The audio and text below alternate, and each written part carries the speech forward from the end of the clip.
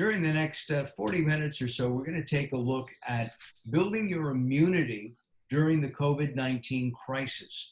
Our guests include Veep Nutrition founder Joel Greene, and also a trainer to the stars and even average people, Robert Reames. And we have up on our video right now their contact information. You can go to their URLs. I'm Mark Alyn from Late Night Health, and we begin right now.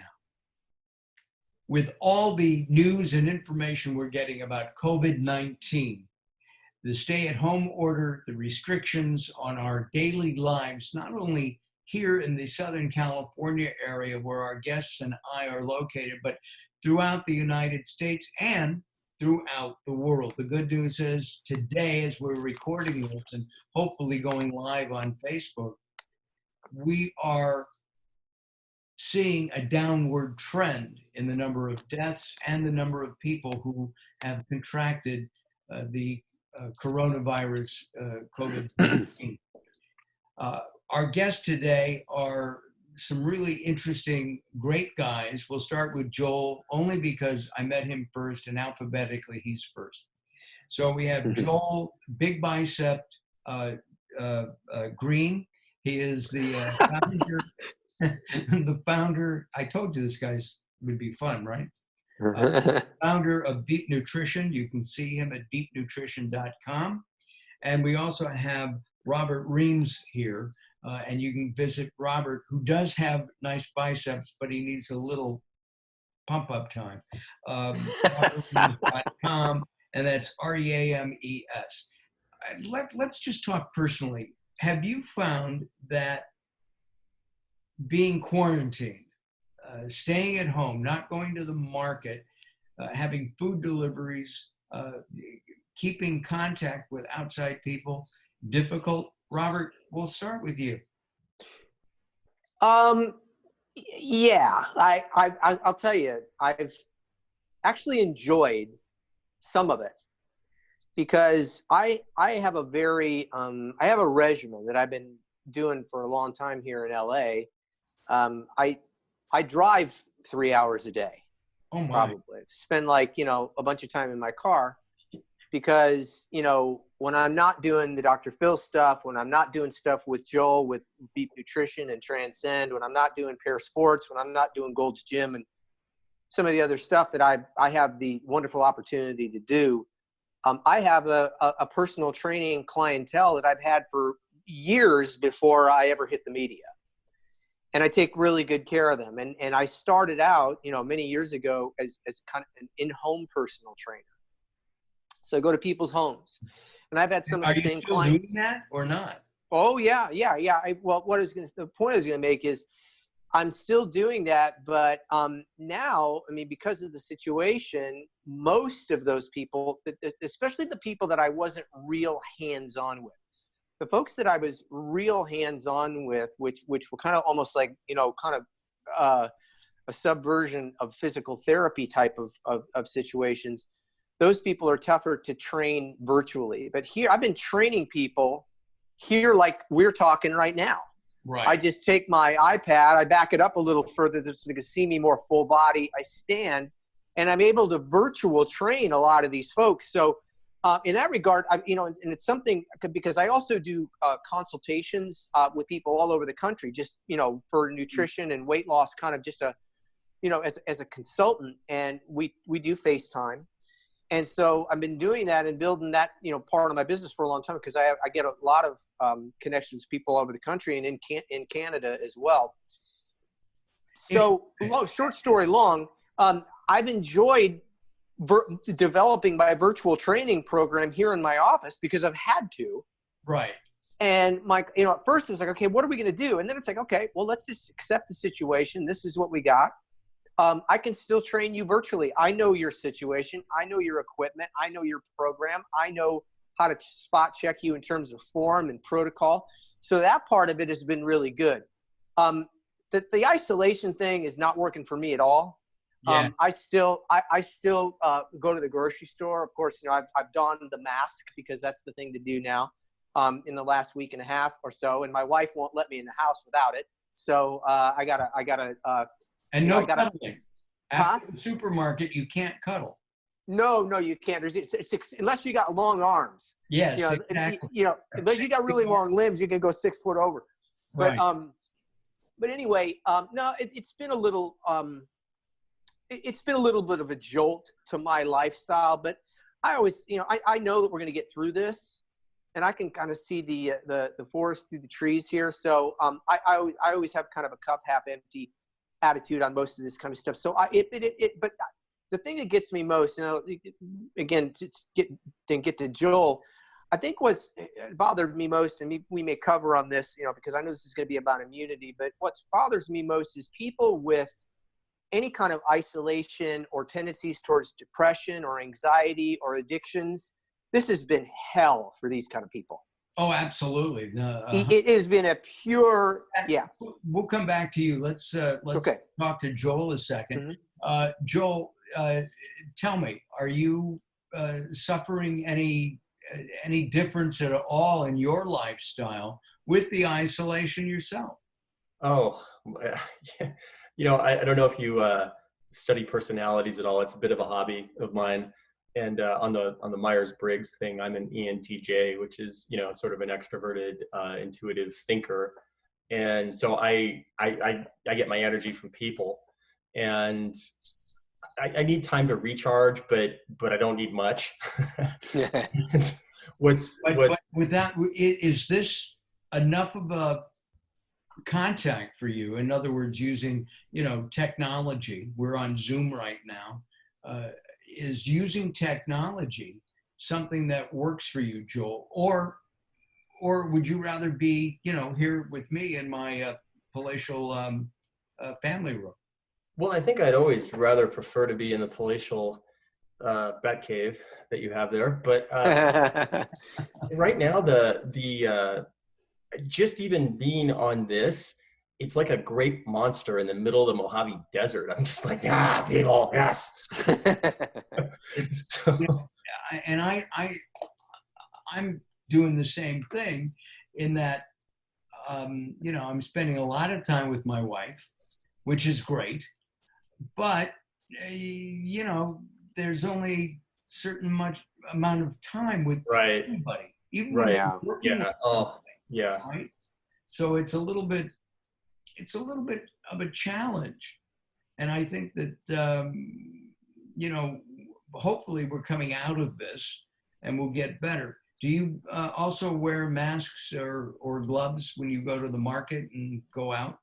Oh gosh, that is it's a hugely interesting and divisive and long-winded topic. I mean, I think we're at the stage now where you kind of have to go into the market. I personally, from my personal, just what I know, prefer not to, for a number of different reasons. Mm-hmm. And it gets into like, wait, I have to have a mask to buy food.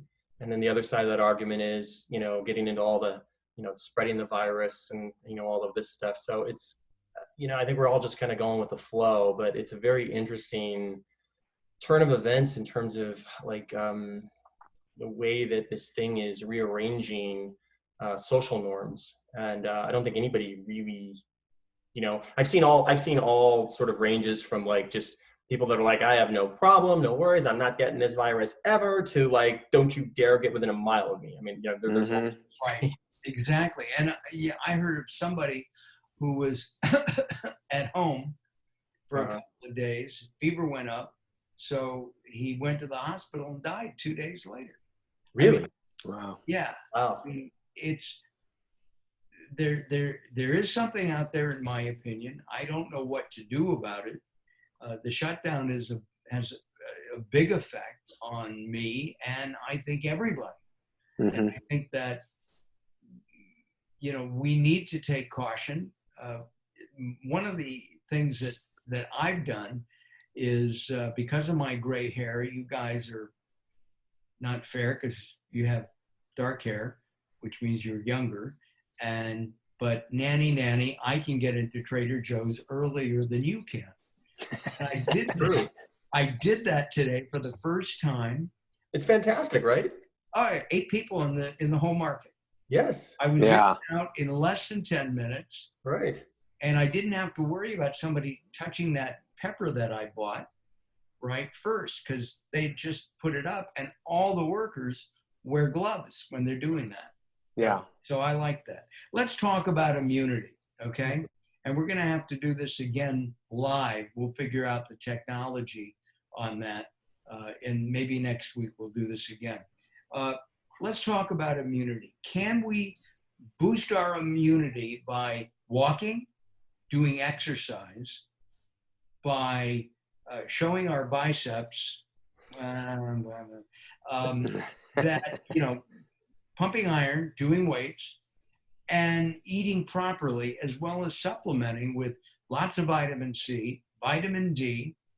I'm trying to think of the other ones. Oh, and fish oil.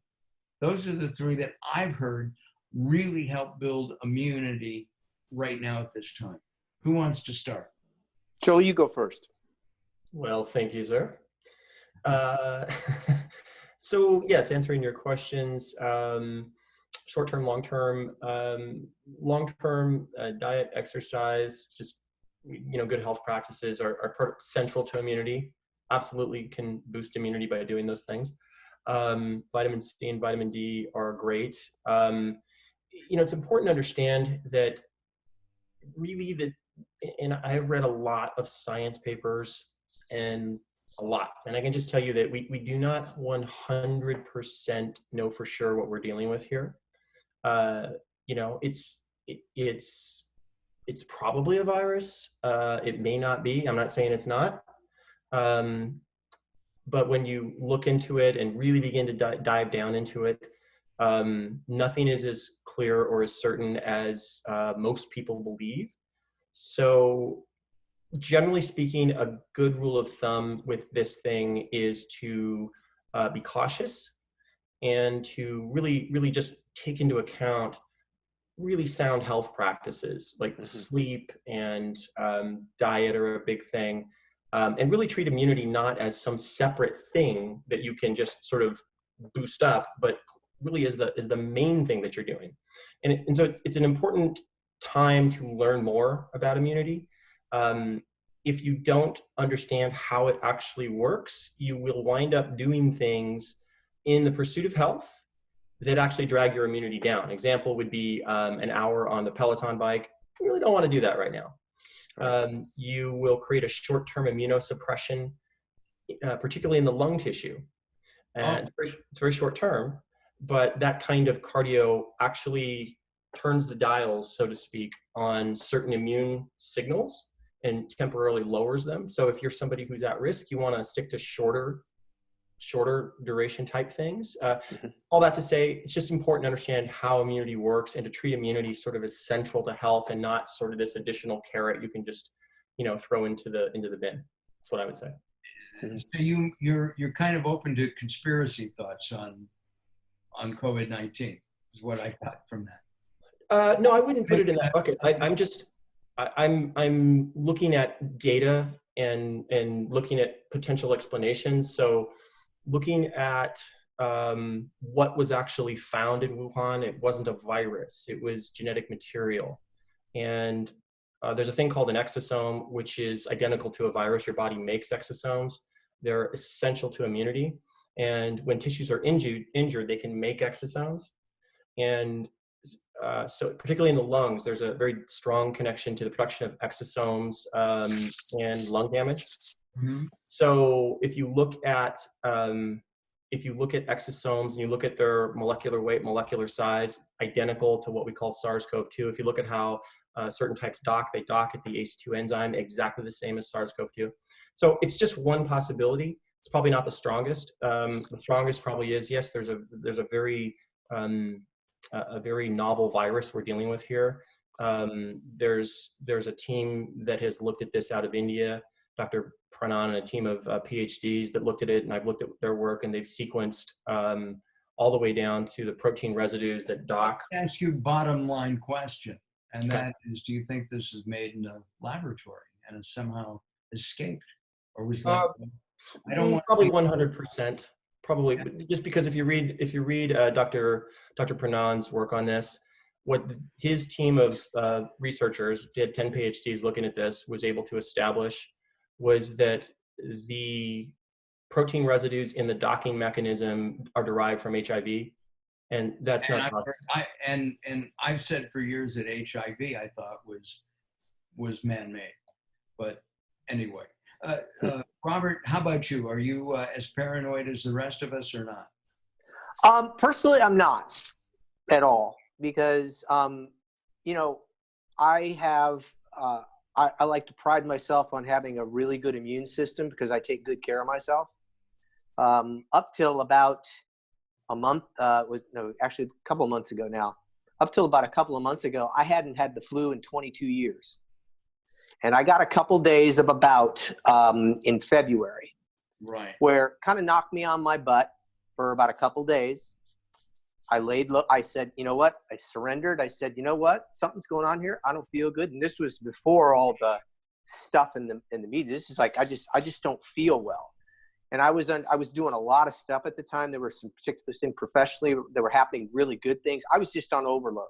Got it. And I got sick. Your immune system was lowered because of that overload. Exactly. It was stress, which is what, you know, one of the main things that will lower your immune system. So I surrendered to it. I said, you know what? I haven't had to do this in 22 years. I picked up, I sent a couple texts and a couple of emails. So you know what? I can't make the appointments today. I don't feel well. I'm under the weather. Oh my. And I was like, you know, that's the first time I've ever had to do that. Since I have been trained, I've been doing this for 37 years.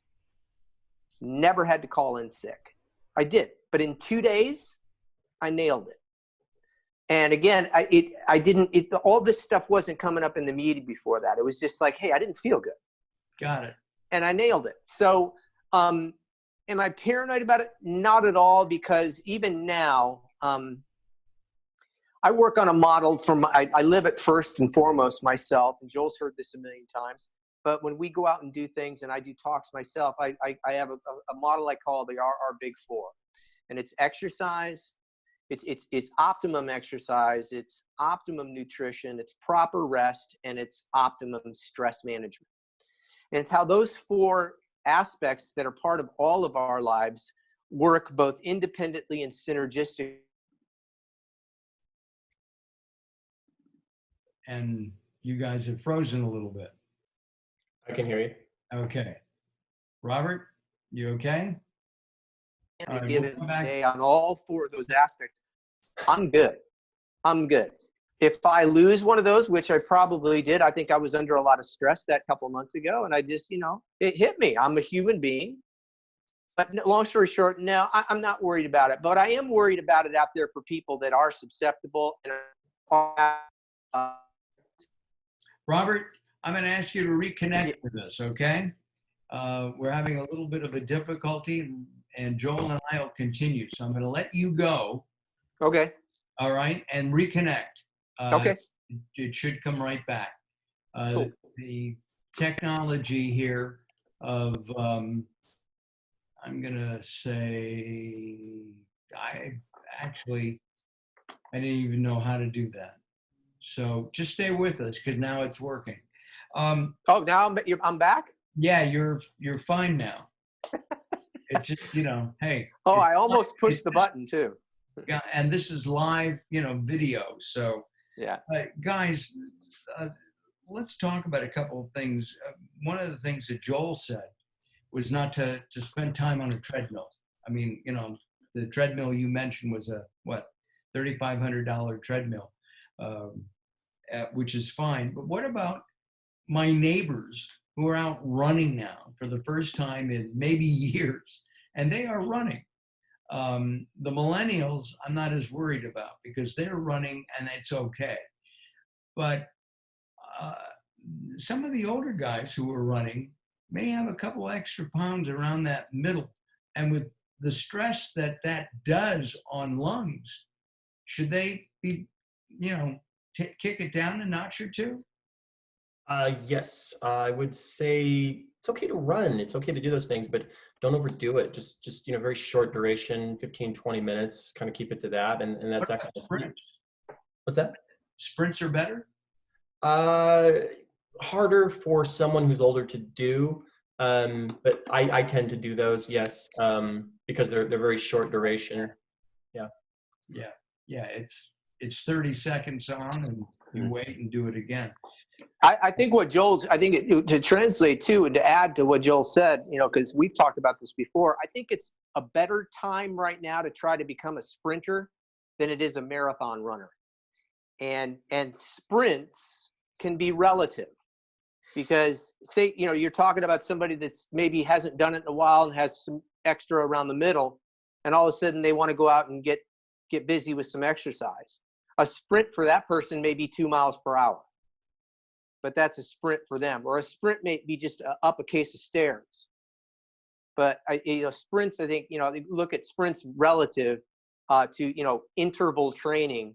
And that's a good time for all, even 30 seconds, even 20 seconds has been shown to give you, to give good results for certain people.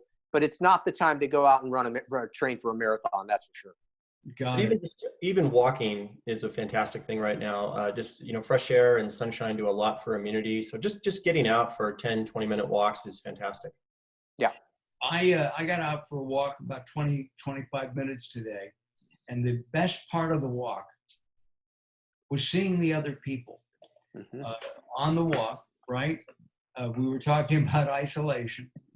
And the fact is that the people would wave, they'd walk around you, they'd cross the street. I did the same thing. One guy was crossing the street. I was crossing the street the same way, and I told him to, you go, I'll cross. I like that part because that interaction, I think, is really important.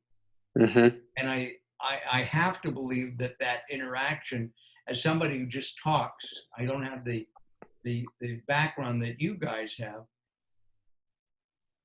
that's got to be at least psychologically beneficial, because you're locked in your home and it's almost like there are four walls. It's like being in a jail cell. Yeah, depression and cortisol and stress and all those sort of isolatory related, elements of just being holed up and isolated, those are just as bad for immunity as bad food and lack of sleep. So getting out and being in the sun and getting to interact with people and just get your serotonin up, that's hugely important. I've found I live in a place in Studio City where there's it's a kind of a little cluster of really nice condominiums. And when I go out, and like the last, just so everybody knows, Robert's bragging right now, but that's okay. Go ahead. No, I don't. Look, it's a rental, by the way. Okay. All right. But it's a fun area. But I've seen people, because I never really walk around the neighborhood. I'm out about 3 hours a day, usually driving around LA, and I'll try to get my exercise wherever I can. But the point I wanted to make is that I'm seeing people out there that I've never met, and they're really nice folks. And had I never, gone out and walked myself just in the neighborhood, and some of these other people, because I still drive up and down the street, I just never see a lot of these people, but I've been meeting a lot of really cool people. So that's been kind of a positive thing.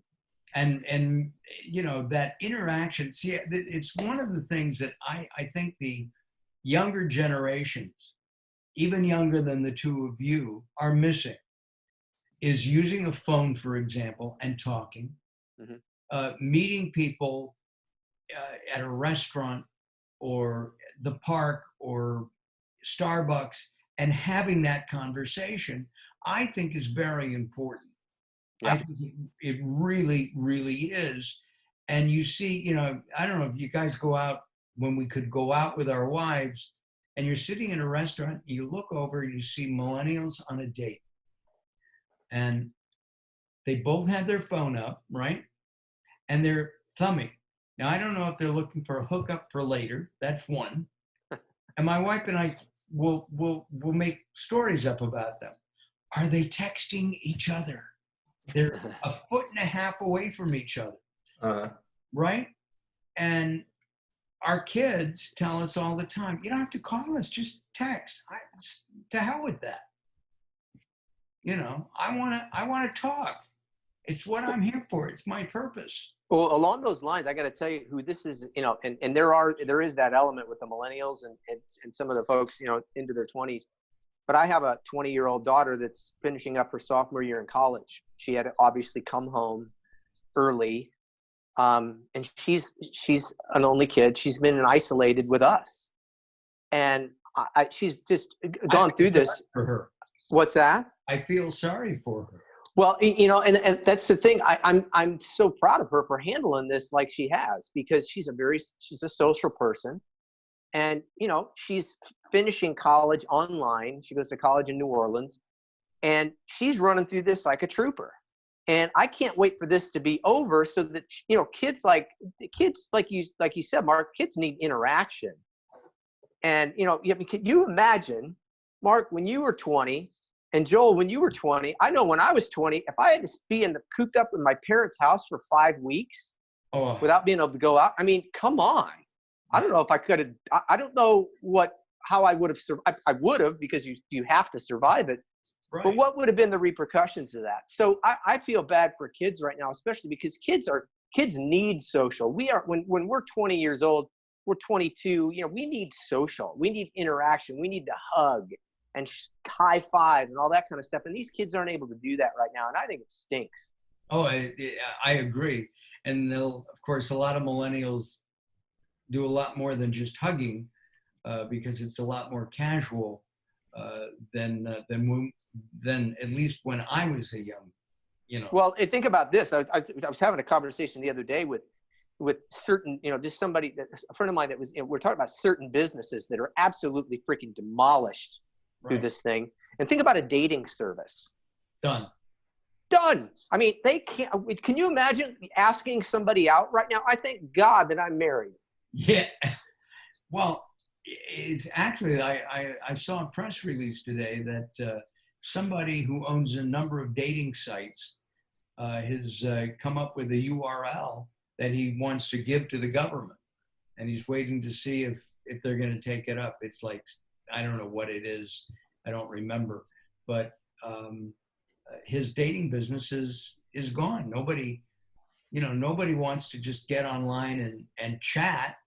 They want to get together and hug.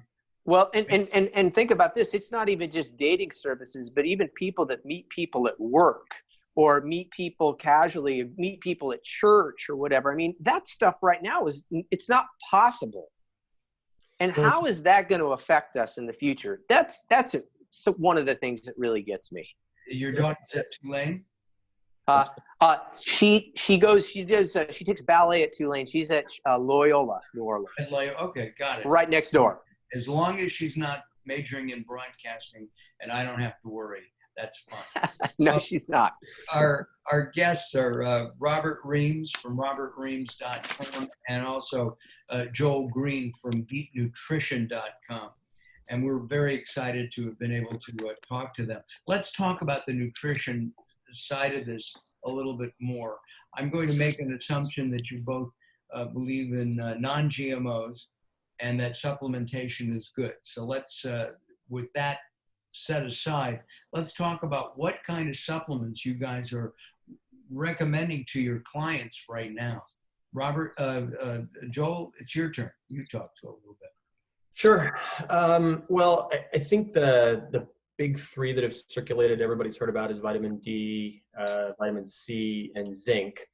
And those are good. I personally tend to be very specific in terms of what I recommend if someone asks me, or what I do for myself. And what I mean by specific is under the sort of the aegis that, you know, we're dealing with this derivative of the SARS virus. It works a certain way, and there are known things that it does. One of those, for example, is what's called the cytokine storm. And this would be for someone who, this is less on the preventative side, more on the prevention of the acute side. So if you had someone, a relative, or like an older person, a parent that you're really concerned about, there's probably a stack of a few things you want to have standing by for them. One of those things you would want is fucoidan. So fucoidan is a seaweed extract derivative. What it does, specific to SARS-CoV-2, Can you spell that, by the way? yes, FUCOIDAN. So specific to SARS-CoV-2, it's going to do a very good job of interfering with a key signal molecule called interleukin-6. And the onset of what's called the cytokine storm, the SARS-CoV-2, all the damage, all the life-threatening stuff needs interleukin-6 to go through the stratosphere. So one of the proposed strategies is to keep interleukin-6 down. If you are concerned, you start coughing, and maybe you're half a day into it, that's the time to really jump on that and push interleukin-6 down. That's something that can be purchased at online and at health food stores. Yeah, you can get it on Amazon. Yeah. Yeah, fucoidan is a really powerful. Another one would be CBD. It works on the exact same mechanism. So CBD together with fucoidan would be ultra powerful. Wow, that's a great tip. Yeah. And Robert, how about you? Well, Joel really would be the go-to on that, because he is just, I mean, as you can see, Mark, Joel's one of the smartest guys that we know. He can break all this stuff down, and it comes from his just amazing ability to deep dive into the research and then be able to extract the information that's really relevant to us. So, I follow Joel's lead on supplements, whatever he has, because I know it comes from really solid research. I will say this, that, vitamin D is a big one. Joel touched on it. There's a lot of people low on vitamin D these days, and you can get that on your blood test from your doc. Most of the major, standardized blood tests now, when you go to get your physical, you can see your vitamin D levels and how much you need to bump those up. Vitamin D is important. They actually told me to lower my vitamin D intake. Can you believe that? Were you popping too much, or? Yeah, I was popping too much. I was doing okay. What were your serum levels, Mark? I'm just curious. I don't remember. It was, I think, were they over 50? Over 100. You were over 100? Yeah. Oh, okay. Yeah, you definitely need to stop. Were you getting a headache? I'm sorry? Were you getting headaches? Yeah, actually I was. Okay. So when you're taking vitamin D, the headache is your cue. When you start waking up with headaches, stop. That's your cue. Gotcha. Well, I've been modulating my vitamin D and not taking it every day, but every couple of days, and lowered the amount to 5,000 a day. And I think I'm not due for another blood test for a while, but I will look into that. I would go down to about 1,000 a day for a couple of weeks, and then you can resume your regimen. But you don't want it above 100 for extended periods. 90 is kind of the sweet spot. Got it. That's what I was told. There's the Organics and Natural Association actually did a study, and they're doing one now on fish oil, and the results of that study was enough to get the FDA to make some rulings on vitamin D for pregnant women. And I'm very proud of Karen Howard at Organics and Natural for doing that. That's a great kind of an example of what Joel and I talked about with you on the show last week, Mark. Joel, remember when we talked about balance, right? Where it's sort of like, hey, your body, you definitely thrive on vitamin D, but there's a certain amount where it goes over the top and then it becomes detrimental. So that's a really, I think, good example of that. And I want to add this, just nutritionally, metabolic health is so important. That's another thing we touched on last week. Metabolic health is so important. And this is a time right now when you're in isolation. This is a time when people are really, really kind of plummeting into the snacks and the junk. And, I think you know what I mean? They're nose diving into the sugar, and it's because there's nothing else to do. And they're under stress, so there's a craving. Maybe they're under rested, so that adds to the craving. This is a time when you really want to make it a point, I think, to pull back on the sugar and start to get your, use this time to go do some good grocery shopping and learn how to cook balanced meals for yourselves. So from when not only going through this, but when you come out of this, you can, get some sort of a handle on optimum metabolic health. In other words, you just get yourself in shape. Yeah. And I think this is a good time to focus on that. You're absolutely right. On the other hand, there is nothing better smelling or tasting wise than popping open a fresh bag of potato chips. Oh, yeah. Yes. It just. I love junk food. We could talk about this all Yeah. Right. All right. Tell you what, guys. Unfortunately, we had a technical issue. We could not connect to Facebook Live. We're going to try this again. Are you guys willing to do that with us? Yeah. All right. Yeah, sure. But we'll come back and we'll let you know when we're going to do that. This is Late Night Health. I'm Mark Alyn. If you want information on Joel, go to veetnutrition.com, right? And if you want information about Robert, go to Robert Reames, REAMES.com. And if actually, .net. Actually, it's .net. Ooh, .net. Thank you. Yeah. .net. And we've had that up throughout the entire video because this is being posted and no longer live. So, and if you want us, you can go to latenighthealth.com and see what we're doing over there.